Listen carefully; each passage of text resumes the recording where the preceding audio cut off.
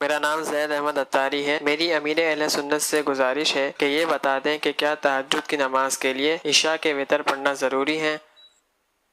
تہجد کے لیے عشاء کے وتر ضروری نہیں ہے، یعنی تہجد کے لیے یہ ہے کہ عشاء کے بعد سونا ضروری ہے۔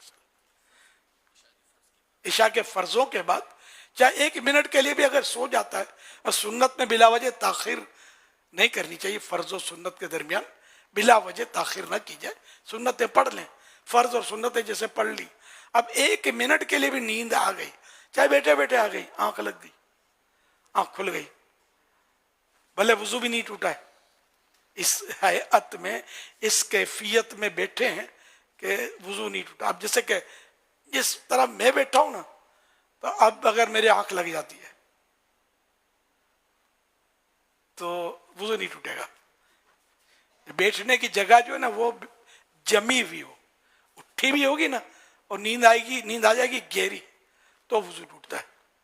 تو جب یہ جگہ جمی ہوئی ہے اور تو پھر اس سے وضو نہیں ٹوٹتا۔ تو اب یہ کہ 1 منٹ کے لیے بیٹھے بیٹھے سمجھو میں نے عشاء تو پڑھ لی ہے، اب بیٹھا ہوا ہوں اور مدنی مذاکرہ بھی جاری ہے، اب کچھ مفتی صاحب فرمانے لگیں اور پھر یہ آنکھ لگ جائے، 12 سیکنڈ کے لیے ہی لگ جائے، میرا تہجد کا وقت شروع ہو جائے گا۔ یہ آپ کو سمجھانے کے لیے عرض کر رہا ہوں۔ اچھا، اب رہا وطر، تو وطر کے لیے تو چاہے تہجد ہو یا نہ ہو، رات کے آخری حصے میں لیٹ نائٹ وطر پڑھنا یہ بہتر ہے۔ اچھا، اب جس نے تہجد پڑھنی ہے تو اب اس کے لیے بہتر یہ ہے کہ پہلے تہجد پڑھے، جب رات کو اٹھے گا نا دیر سے، جب بھی رات کو پڑھے گا تو تہجد پہلے پڑھے، وطر بعد میں پڑھے، یہ بہتر ہے۔ اگر وطر پڑھ لیے تھے اور اب نیند آئی اور اب اٹھا اور تہجد پڑھی تب بھی صحیح ہے، تہجد تو ہو جائے گی، یعنی کہ وطر چھوڑنا اس کے لیے روکنا کوئی شرط ہے، ایسا نہیں ہے، سونا شرط ہے۔ صلو علی الحبیب صلی اللہ علی محمد۔ تو یہاں بھی الحمدللہ تہجد کا سلسلہ تو جاری رہے گا انشاءاللہ۔ آپ کو غالباً 2:30 بجے اٹھانا شروع کریں گے، جب 11 بجے، کل بھی 11:15 بجے تقریباً 11 بجے صلاۃ والسلام ہو گیا تھا میرا خیال ہے۔ تو اس طرح مطلب ہے کہ پھر سو جاؤ، بغداد کی گلیوں میں کھو جاؤ، تو سو جانا، تو انشاءاللہ 2:30 بجے پھر آپ کو اٹھائیں گے، پھر تہجد پڑھیں گے، پھر خصوصی مدنی مذاکرے کا رخ کریں گے۔ روزہ رکھنے والے خوش نصیب روزے کے لیے سحری کریں گے جنہوں نے ٹوکن لیا ہوگا۔